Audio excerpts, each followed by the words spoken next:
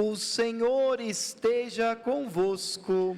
Ele está no meio de nós. Proclamação do Evangelho de Jesus Cristo, segundo Lucas. Glória a vós, Senhor.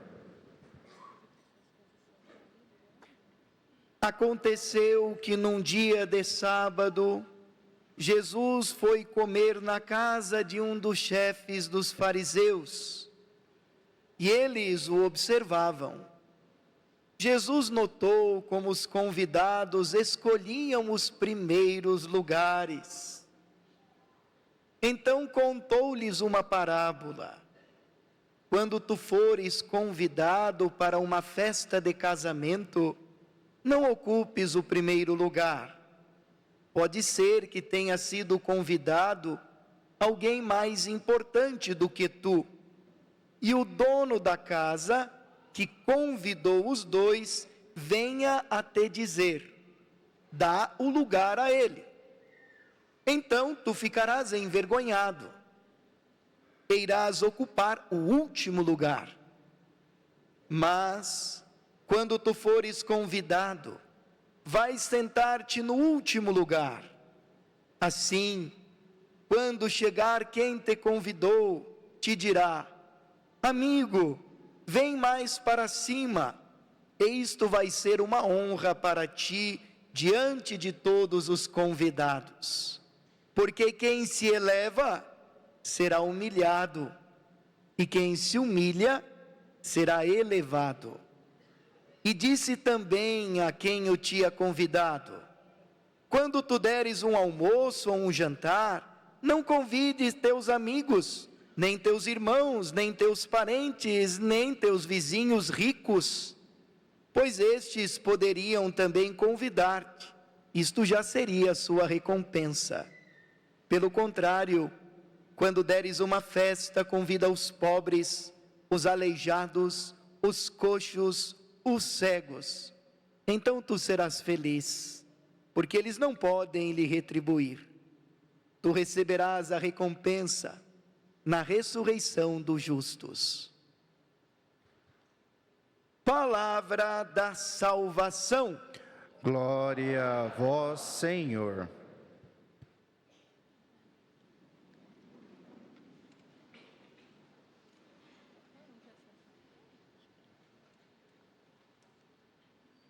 Amados irmãos e irmãs, vocês que nos acompanham pelas redes sociais da nossa catedral, a liturgia da palavra desse final de semana renderia um bom retiro espiritual. E quando eu refletia o evangelho deste domingo, eu trazia na mente e no coração aqueles jantares de final de ano, de Natal, na casa do nono, na casa da nona, com aquela mesa comprida, que só era servido a cena quando o nono descia e ocupava lá a ponta da mesa. E era automático, do lado direito do nono ficava o filho mais velho, o primogênito, e do lado esquerdo a nona, depois vinha a carreira dos irmãos. E não era muito diferente na época de Jesus, nesses jantares que aconteciam na casa das famílias, como vocês veem lá na imagem, que está sendo projetada, sempre quem ocupava o melhor lugar era aquele que ficava mais próximo do dono da casa, mais próximo do rei. E como é bom ficar mais próximo do rei, como é bom ficar mais próximo daquele que exerce o poder, porque daí eu posso dizer o que eu penso, eu posso ser escutado, eu posso também escutar aquilo que ele pensa. Então, Jesus reparou essa busca do melhor lugar para obter vantagens. Jesus observou aquele clientelismo greco-romano também que existia na Palestina e que persiste até os dias atuais, aonde existe os súditos e os amigos do rei. Então todo mundo quer ser amigo do rei, todo mundo quer estar próximo do rei, muitas vezes para obter vantagens e benefícios. Porque daí eu não preciso trabalhar com mansidão e com paciência para ocupar um lugar de destaque. E nós sabemos o quanto isso é pérfido. Em todas as instituições, quando alguém é indicado para ocupar um cargo, não porque ele tem talento, não porque ele trabalhou e mereceu estar ali, mas porque ele é um amigucho do rei. Esse é o clientelismo que Jesus observa, que existia e que infelizmente existe até hoje. Essa tendência da gente aplicar a lei para o vizinho, para o inimigo, mas para os amigos, o espírito da lei. Quando a lei é para punir o vizinho que eu não gosto, aí eu peso. Mas quando é para punir alguém dentro da minha casa, meu filho, minha filha, daí, opa, não é bem assim. E como isso gera problemas nas instituições e nas relações humanas. Quantas famílias com irmãos brigando e feridos, porque o pai gosta mais dele, gosta mais dela.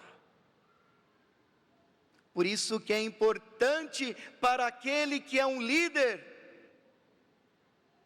seja da primária instituição que é a família, até a maior, aquele que está na liderança, que ele nunca transpareça isso. Transpareça que favorece mais um e menos outro. Tem que tratar todos de forma igual. E se porventura for dar algo para algum, deve ser por merecimento,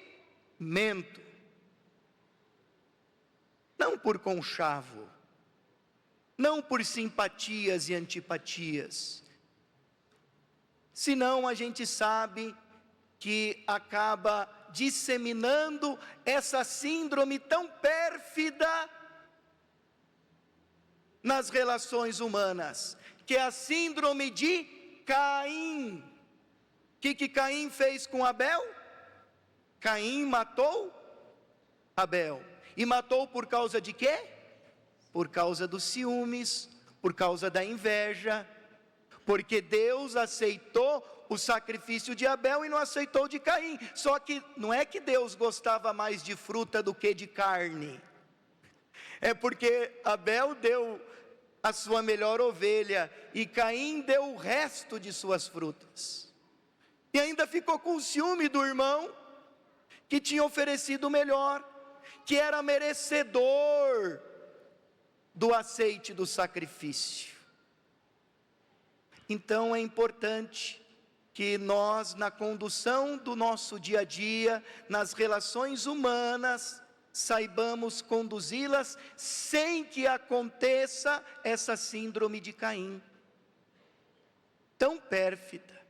Por isso que a primeira leitura de hoje, o livro do Eclesiástico, vai falar algo muito bonito e significativo. Trabalha com mansidão, com paciência, que você será mais valorizado que o generoso. Dá um crepe na nossa cabeça, né? Porque, padre, mas eu não tenho que ser generoso, eu não tenho que ser caridoso. Sim, só que por que o livro do Eclesiástico diz isso? Diz isso porque muitas vezes o generoso é generoso não porque é gratuito. Por isso que na continuação do texto do evangelho de hoje, Jesus vai dizer: quando você der um jantar, em vez de ficar enchendo a barriga dos amigos, encha a barriga dos pobres. Por que que Jesus está dizendo isso? Porque muitas vezes a nossa generosidade é interesseira. E quando a generosidade é interesseira, ela é pecaminosa. Quando a generosidade tem interesses, quando eu faço uma caridade, quando eu sou bom para o outro, quando eu dou uma jantinha para poder obter um favorzinho, essa generosidade não agrada o coração de Deus. Pode agradar a barriga dos que comeram, pode lhe agradar porque você, com o seu puxa-saquismo, vai conquistar um lugar melhor, mas não é uma generosidade genuína, algo que vem do coração, algo gratuito. Porque quando a gente gosta de uma pessoa, nós temos que gostar de uma pessoa pelo que ela é, não pelo que ela pode nos oferecer. Então o evangelho de hoje, o livro do Eclesiástico, Jesus está suplicando isso. Ele deseja que nós que somos seguidores dele, tenhamos relações verdadeiras, não pautadas nos interesses, nesse clientelismo barato, tão pérfido, que a gente vive em tantas instituições, na política, na família e talvez até na igreja, por que não? Então é preciso que a gente aprenda o caminho da humildade, que a gente viva como sendo aquele que só é percebido quando não está presente. Tem pessoas que é assim, né? Que a gente quase não percebe elas, mas quando elas não estão, a gente sente uma falta. Por isso a humildade. O que é humildade? A palavra humildade vem de humus. Humus, quem é agricultor sabe, humus é a parte fértil da terra. Você não vê o humus, mas você vê a soja viçosa. Você não vê o humus, mas você vê a rosa desabrochar. Você não vê o humus, mas você vê um milho bonito. É como essa criança, bem arrumadinha, cheirosinha, cuidadinha. Ela não está bonitinha, cuidadinha? Só que quem cuidou dela? A mamãe. Ninguém viu a mãe cuidando, mas ela está bem cuidada. Assim é Deus. A gente não o vê, mas Ele cuida de tudo. Por isso São Boaventura escreveu o itinerário da mente para Deus. A gente conseguir elevar a nossa mente, o nosso coração ao Criador, observando a beleza da criação, das criaturas. Nós não vemos Deus, mas nós vemos a obra criada. E assim é na nossa vida. Refletindo esse evangelho, eu estava pensando, pouco às vezes eu visito meus pais, porque o dia a dia, corrido de serviço ao povo, mas eu sei que meus pais estão ali, cuidando de mim. Por isso que quando a gente tem que entregar um pai e uma mãe para Deus, a gente sente tanto, né? O filho a gente até pensa, nossa, eu deveria ter visitado mais, deveria ter estado mais com meu pai e minha mãe. Porque esse é o espírito do pai e da mãe. No nosso agito do dia a dia, a gente às vezes não o visita. Mas quando a gente tem qualquer dorzinha de barriga, a gente vai aonde? no pai e na mãe, a gente sabe que tem um lugar para ser acolhido. Isso é tão bom. Então a gente tem que buscar esse tipo de existência, não uma existência espirolada, afetada, que todo mundo tem que ver, todo mundo tem que me valorizar, todo mundo tem que me querer bem, todo mundo tem que me amar. Não. Livro do Eclesiástico: trabalha com paciência, com mansidão, e serás mais amado e valorizado por Deus que um homem generoso. A constância do dia a dia, a singeleza da simplicidade, da humildade, viver sem ser percebido e passar a ser percebido quando não se está. Esse é o tipo de existência que Jesus nos ensina. Não uma existência afetada, midiática, porque a mídia, assim como leva nós lá para cima, faz o quê? Para baixo. Então nós temos que tomar muito cuidado. Então que a palavra de Deus desse final de semana nos ensine o caminho da humildade, tirar o orgulho de nosso coração, superar o clientelismo barato, e que a gente possa acreditar no trabalho silencioso do dia a dia, como transformação da nossa vida, da vida de nossas famílias e do mundo. Louvado seja nosso Senhor Jesus Cristo.